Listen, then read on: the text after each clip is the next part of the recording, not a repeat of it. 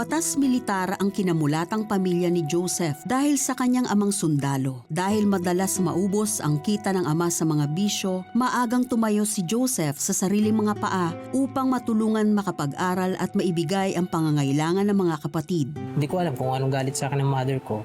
Every time nakikita niya ako, dahil sa galit niya sa father ko, sa akin niya na ibabaling. Kaya yun yung nag-trigger naman sa akin na umalis. Tangan-tangan kong bike ko, pumupunta akong iba't ibang lugar para lang mamasura. Lahat ng kinikita ko, binibigay ko sa mother ko. Kaya ako yung parang tumayong ama sa mga kapatid ko noon that time. Nang umabot sa 8 edad, pinasok ni Joseph ang pagsisilbi sa bayan bilang sundalo. Siya ay nadistino sa Patikul, Sulu ng 2 pagkakataon kung saan nanganib ang kanyang buhay. During my last missions, yun yung naging trahedya na sa akin. Na-ambush po kami at nagkaroon po ng malalang tama. Tinamaan ako sa likod, sa braso, lalong-lalo na po sa nadaplisan sa bandang ulo. Nakoma po ako ng 1.5 buwan dahil sa mga tama ko. Nung nakarecover ako, after ko magpa-therapy, unti-unti ako nakapaglakad, umuwi ako sa amin. At doon lumabas lahat ng galit ko. Nagkaroon ako ng rebellious heart. Lumabas yung galit ko sa mga magulang ko. Bakit ganito ang nangyari sa buhay ko? Kaya ako nagsundalo dahil sa galit ko sa parents ko, sa mga ginawa nila sa akin. Sabi ko sa kanila, Ma, anong ginawa niyo sa akin? Ba't ako naging ganito? Makalipas ang ilang buwan, nagbitiw sa serbisyo si Joseph at nagpasyang manatili na lang sa Cavite. Mapalad siya na muling makabalik sa dating pinapasukang kumpanya sa tulong ng kanyang boss. Dahil sa kanyang sinapit bilang sundalo, nagkaroon siya ng matinding depresyon. Nagdulot ito ng sunod-sunod na dagok sa kanyang buhay. Doon na po nag-trigger yung PTSD. Lumapit po ako sa iba't ibang psychiatrist. Wala nakapagpagaling sa akin. Nagkahiwalay pa kami ng dati kong kinakasama. Nakikita niyang wala na akong silbi. Nawala ipon ko, naubos lahat. Ang bahay ko, kinuha. Pinabayaan ko ng sarili ko. Nagpakalang ako sa alak hanggang sa nagwawala na ako sa loob ng company. Iba't ibang klaseng gamot ng tinik ko. Pati drugs. Niresetahan na po ako ng drugs para lang kumalma. At yung side effect na yun, kalahati ng utak ko is namamaga. Doon na nagkaroon ng pagbubukol-bukol. Gumawa ako suicide note. Sabi ko, hindi ko na kaya. Ayoko na ganito. Pag sandal ko, ang nakapako agad yung rappel rope. Sinabit ko, I hang myself. 2 o'clock ng tanghali, tinumba ko yung upuan. Nakita na lang ako ng mga kasama ko mag-aalas 5 na ng hapon. Sa pangalawang pagkakataon, nakaligtas muli si Joseph sa tiyak na kamatayan. Ngunit tila lumala ang kanyang depresyon na nagtulak sa kanya sa iligal na gawain na palihim niyang ginagawa sa loob ng 5 taon. 3 buwan akong hindi nakakatulog. Para lang matustusan ng mga pangangailangan ko medical, sumasama ko sa illegal. Nagtitinda ako ng baril. Kahit minsan hindi ko matake. Andun na yung mga tanong ko, ba't mo pa ako binuhay? Ba't ganito pang pinaparanas mo sa akin? Bakit hindi mo na lang kunin? Total sa baba din, sa impyerno din lang naman ang babagsakan sa mga nangyari at mga nagawa ko. Sa paglala ng kondisyon ni Joseph, siya ring paglala ng kakulangang nadarama. Naroon din ang kagustuhang makamit ang kapatawaran at kalayaan mula sa galit. Nakita sa CT scan ko noon na namamaga na yung mga ugat sa muka, sa ulo. Kaya nag-recommend na po yung company na magpa-rehab na po ako. Kasi lagi po akong absent. Papasok ako 1 araw, absent na naman ako ilang buwan. Ang yugtong ito ang tila naging hudyat upang matuklasan ni Joseph ang sagot sa kanyang mga katanungan. Sa tulong ng kanyang boss, nabuksan ang puso ni Joseph sa isang mensaheng tuluyang magbabago sa kanyang buhay. Merong isang boss doon, sabi sa akin, bago namin permahan to, may papakilala muna kami sa'yo. Nakita ko si Ma'am Lani Pakinggan. Inakbayan ako, ikaw po si Joseph. Tumingin ako sa kanya habang inaakay niya ako, kahit kirat ng mata ko. Nakita ko nakapikit siya. Tapos nananalangin, hindi ko alam kung ano meron. Pagdating sa boardroom, bigla ako nagkaroon ng kaba. Nung pagbukas, nakita ko doon si Tatay Pastor. Sa loob-loob ko, ang sinasabi ng kalooban ko, kapag ito nagkamali ng salita, babasagin ko mukha na ito. Lahat ng word of God na sinasabi sa akin, parang sibat na tumatarak sa puso ko. Sinabi ko kay Tatay, tama na. Sabi sa akin, bakit hindi mo isuko ngayon sarili mo sa Diyos? Sinubukan ko lumuhod at humingi ako ng tawad. Iniyak ko lahat sa Panginoon. Doon ko nakilala ang Panginoon Jesus. Yung time na tinanggap ko siya. Nung naibuhos ko na lahat, alam niyo po yung parang bumaba sa akin ng power ng Lord. Mula ulo hanggang paa, na hindi ko alam kung saan ako lumagapak. Sobrang lakas. Nung pagbangon ko, inakay po ako ni Tatay Pastor. Napansin ko yung mata ko na nakamulat na. At yung kinapakong mukha ko, wala na mga bukol. Doon na yung time na nakalaya ako. Dininig din ng Panginoon ang panalangin niya na pagkalooban ng katuwang sa buhay na maiintindihan at tanggap kung sino siya. Biyaya din na naayos ang kanyang relasyon sa mga magulang na ngayon ay kapwa na ring mananampalataya sa Panginoong Hesus. Mula sa pagiging lingkod ng bayan bilang sundalo, ngayon ay isa ng sundalo ng Panginoon si Joseph. Aktibo siya sa gawain ng Panginoon bilang kabahagi ng Sunday School teachers at music ministry sa kanilang simbahan. Kasi totoo po. Totoong iniligtas ako ng Panginoon sa lahat, sa kabila ng mga nangyari sa buhay ko. Totoong iniligtas niya ako. It's just amazing how God's grace came upon him that moment. No, thank God for compassionate bosses, di ba? Yung kanyang boss. Hindi lang tinitignan nila yung what can I get from this person that I'm hiring, but this person is a living soul and I need to deposit in his life eternity. Amen. Grabe. And wonderful. And that's the most important thing. What good is it if we have all the success, if we have all the fame, if we have all the money, yet we lose our salvation, we lose our soul, the Bible says. Wala pong ano yan. You will fail in comparison because our soul will live forever. Our life here on earth is but a vapor. So right now, if you're watching and if you've never given your life to Jesus, and perhaps like Joseph, ang dami mong talagang binabattle up na anger, there's bitterness inside of you, and you know you're no longer what you used to be.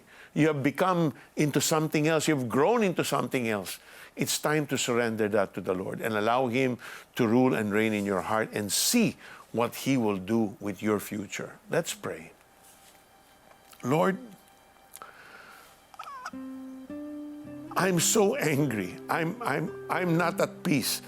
I can't seem to think straight. I just want to get back on those that have hurt me, those that have done me wrong. Lord, and my life is meaningless. It has no direction. I need you to be the compass of my life. I need you, Jesus, to make way the path before me. I need you in my life to remove the bitterness and replace it with joy and love and kindness. So right this moment, Lord, I confess all my sins, all my evil plans, all my plot to take revenge. I lay that now at your footstool. And I humble myself. I ask for your forgiveness. Lord, would you cleanse me? Would you forgive me of all the things that I have done? And I embrace you now. And I accept you, Jesus. I invite you into my life to be my Lord, to be my Savior. Thank you that you willingly gave your life. You died so that today I can live my new life in you.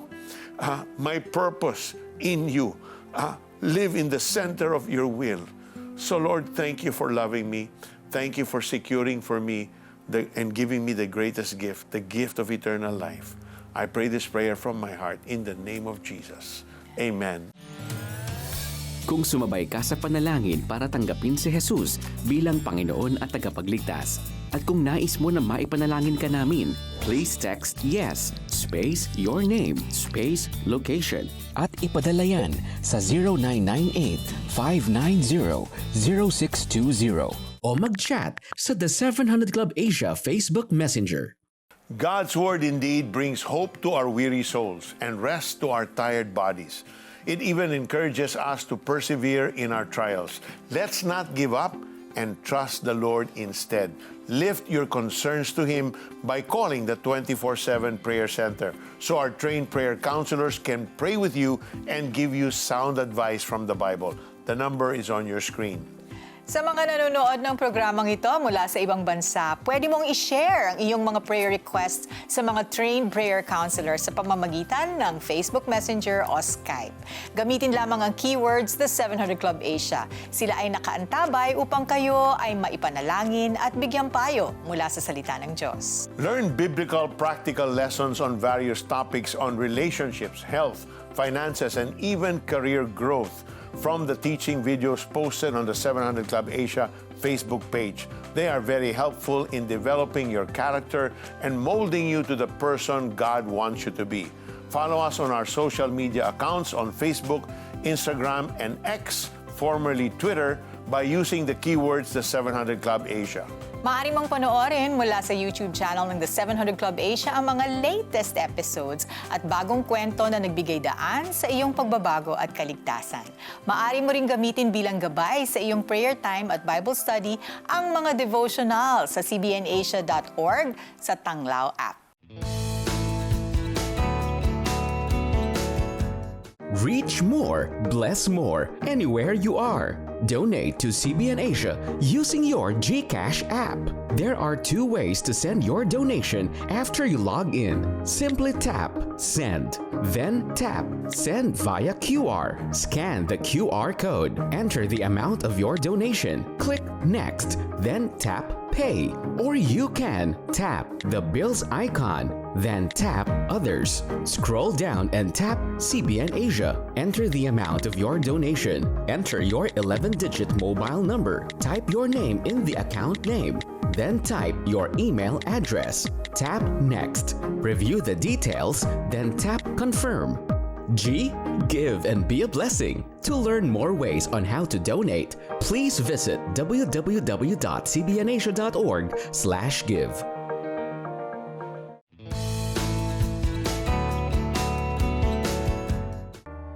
Isang kawani ng gobyerno si Deo bilang Senior Regulation Officer.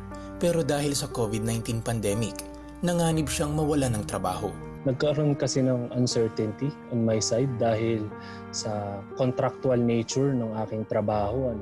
So contractual meaning, hindi ako regular. So sa ibig sabihin nun, kung hindi ka nakakapasok, maaring hindi ka rin sesweldohan. So nagkaroon ng ganong sitwasyon and kinakabahan na ako dahil baka hindi na i-renew yung kontrata ko dahil lahat ng mga empleyado naka-work from home status. Nag-apply na rin siya ng ibang trabaho pero hindi siya natatanggap. Kaya labis ang panghihinayang ni Deo dahil muntik na siyang maging regular sa trabaho noong nakaraang taon. Ngunit hindi pa rin ito nangyari. Ang mahirap kasi kapag yung may expectation ako dun sa position dahil ginagampanan ko na yung position na gusto kong mapunta ako. Ang medyo ako na sumama ang loob ko, hindi ko naman maiiwasan na sumama ang loob ko na yung tagalabas ay yung nakuha na wala naman siyang experience and nandito naman na ako, so bakit hindi pa ako yung pipiliin? So yun yung mga nagpakos sa akin ng mga insecurity ko. Wala pang pandemic. Nahihirapan na akong ma-regularize. Paano pa ngayon? Bagamat ito ay isang pasanin para kay Deo, hindi siya basta nawala ng pag-asa. Ang kanyang pananalig kay Jesus mula nang tanggapin niya ito bilang kanyang personal na Panginoon at tagapagligtas noong siya'y nasa kolehiyo ay hindi natitinag. Mula noon ay lubos niyang naunawaan na ang Panginoon ang tanging solusyon sa anumang kakaharapin niyang hamon. Nung nakilala ko si Jesus sa buhay ko, karoon ako ng confidence na meron pala talagang Diyos na umaalala sa akin, na gusto akong tulungan, na hindi ako pababayaan, na tunay talagang nagmamahal sa akin. So may mga challenges ako sa buhay at naniniwala talaga ako na hindi niya ako pababayaan. Siya na natiling faithful sa akin. He has given me wisdom, He has given me yung protection sa lahat ng bagay. Lalo na nung itong pandemya na ito. Hindi na umaasa pa si Deo na marirenew ang kontrata o maregular sa kanyang trabaho. Pero isang himala ang bumungad sa kanya. Isang araw, out of nowhere, tumawag na lang sa akin yung HR namin na 2:00 yun, hindi ko makakalimutan yung Biyernes, 2:00 ng hapon. Tumawag siya sa akin. Sabi niya sa akin, "Kaibigan, meron kang interview may interview ka para dun sa position na hindi nga ako nagpasa ng application. Sabi niya lang sa akin, magpasa ka pa lang. I-interviewin na kita ngayon, mamayang alas 4, tapos pagkatapos nun, magpasa ka na ng requirements. Nagulat naman ako. Sabi ko, out of nowhere, biglang, saan galing to? Parang mabilis nung pangyayari. Kasi 3 years yung pinagdarasal ko. 3 years ko talagang iniiyak kay God tong bagay na to. Parang naano ako ni God, na-surprise ako na, anak ko, ito na yung pinapromise ko para sa'yo. Malaki ang pasasalamat ni Deo sa Diyos sa lahat ng biyaya nito sa kanyang buhay sa kabila ng pandemya. Meron palang mga lesson na kailangan kong matutunan. Magtiwala ka talaga ng 100% kay God. Na may mga tao talaga na nilagay talaga si God na tumulong. Lalo na dun sa kaibigan ko na naunang pumasok sa akin, nabanggit ko kanina, nauna siyang pumasok. Tapos siya pa yung tumulong sa akin. Siya pa yung ginamit ng Panginoon para ma-regular ako. Ang napatunayan ko sa pandemyang ito, na talagang faithful provider talaga si God. And hindi niya tayo pinababayaan. Okay, so meron siguro mga nanonood sa atin, no, that have been affected. Maybe their jobs Right. have been affected, or they need deliverance from their situation. Marami siguro nag-aalala, balisa ang pag-iisip. Lumapit tayo sa Panginoon. Sabi nga ni the late Tim Keller, suffering daw is like a hammer that just nails us closer and closer to God. Ay manalangin. Panginoon, salamat. Salamat sa ginawa mo sa buhay ni Deo. Salamat na kahit ang feeling namin hindi ka in control, you truly are. You truly are, Lord, na pwede naming isuko sa iyo ang mga sitwasyon namin ngayon, Panginoon, because nothing is too hard for you. There are those who are watching right now na you also feel insecure because your jobs are at risk. The Lord is saying, come to me, and trust me during this time. I will never leave you nor forsake you. My ways are not yours. Find rest and comfort in the truth that I love you, I care for you, and I have a plan for you. Receive that now. Receive His peace in exchange for all your worries. Receive His peace right now in the name of Jesus. Thank you, Lord. Thank you, Lord. There's someone right now who is suffering from stage 3 cancer of the lungs. The Lord is releasing His healing touch upon you this very moment. There's also a young lady suffering from cervical cancer. You're just in your early 30s. The Lord says, do not worry. Don't be anxious, for I am your healer, says the Lord. I'm removing all the cancer cell, and you will be fully restored back to health, says the Lord. There's also someone right now suffering from throat cancer, and it's in the early stages, but you are also concerned. The Lord says, I am the God that healeth thee. So rejoice in your healing, my friend. There's also someone watching right now, and you're so anxious because you've been waiting for a job, and tinawagan na kayo, they're scheduling yung interview, pero hindi pa nangyayari. The Lord says, be at peace.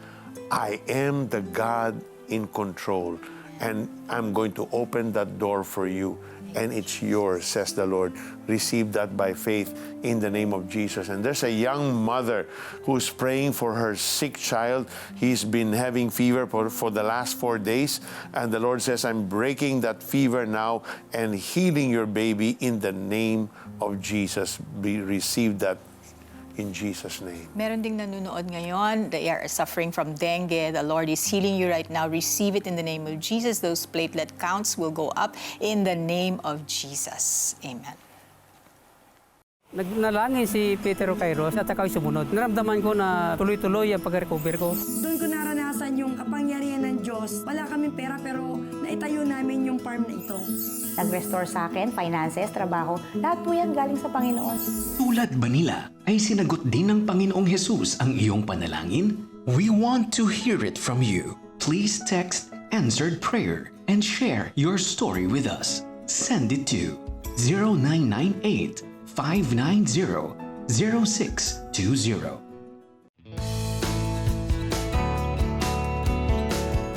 Join CBN Asia in proclaiming Christ and transforming lives through television production. We are now accepting applications for the following positions: production assistant, researcher, segment producer, market researcher, spot producer, cameraman. Send your resume to jobs@cbnasia.org.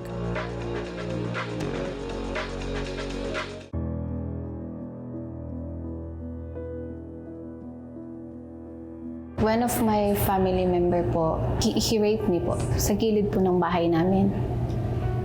Ilang taon ka nung nangyari? Siguro po mga 3 or 4.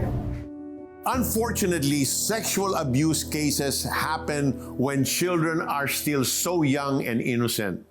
CBN Asia, through its humanitarian arm, Operation Blessing, in partnership with Talking Hands Foundation in Payatas, together with CBN's Orphans Promise, teach children and youth how to avoid becoming sexual abuse victims by telling them the difference between good and bad touches, counseling them on the importance of sharing their encounters with sexual abuse with responsible adults, and then giving them comics that illustrate the dangers of sexual abuse and how to avoid these.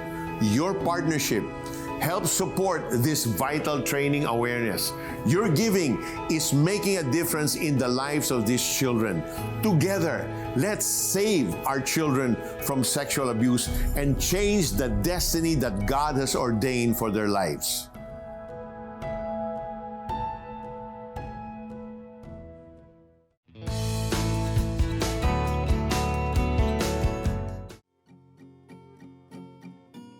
Sa isang Japanese restaurant, nagkakilala sina Lorna at Hiroaki. Waitress noon si Lorna, habang chef naman si Hiroaki na isang Hapon. Kalaunan, naging magnobyo at nagdesisyon silang magpakasal.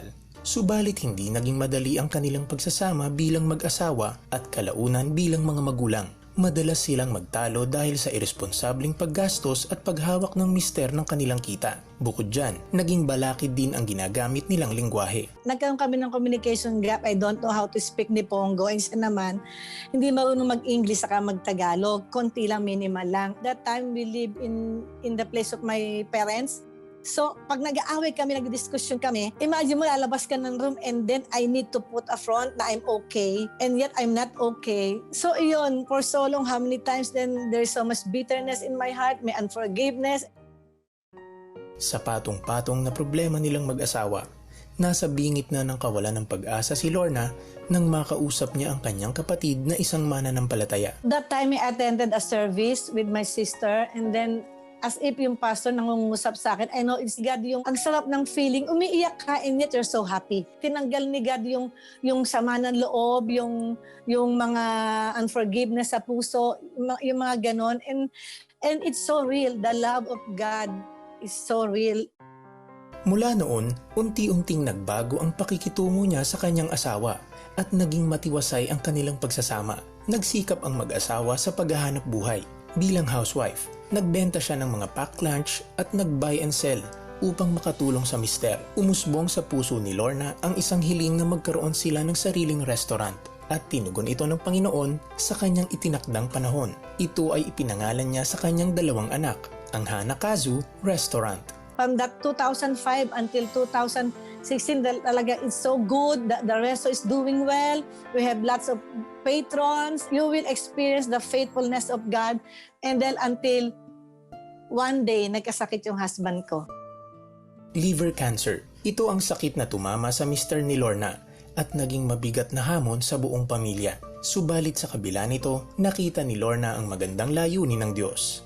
Acts 16:31, when you believe in the Lord Jesus Christ, that you will make Him Lord and Savior, you and your household shall be saved. It's a promise that I've been carrying for so long, and then at that time, my husband got saved.